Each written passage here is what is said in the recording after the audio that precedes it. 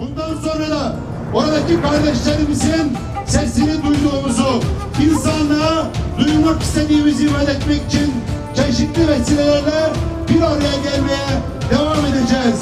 Yaşasın Doğu Türkistan, kahrolsun Çin zulmü diyorum. Yeter çektiğimiz bitsin bu acı. Yarayı sarmanın zamanı geldi. Elbet her acının vardır ilacı. Kafayı yormanın zamanı geldi. El ele vermenin zamanı geldi. Hızımızı kesip durduranlar var. İşleri yokuşa sürdürenler var. Kardeşe kardeşi vurduranlar var. Gerçeği görmenin zamanı geldi. El ele vermenin zamanı geldi. Kuşatır cihanı, sarar herkesi. Eğer yükselirse sevginin sesi, ufuklar ötesi, çağlar ötesi.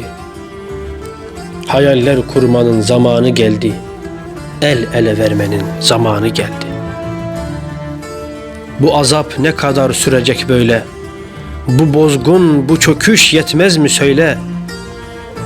Gönlün ateşiyle, aşkın gücüyle dağları yarmanın zamanı geldi. El ele vermenin zamanı geldi. Tefekkür edelim inceden ince. Kavmiyet kavgası ilkellik bence. Atam Adem baba insanım önce. Dostluğa ermenin zamanı geldi.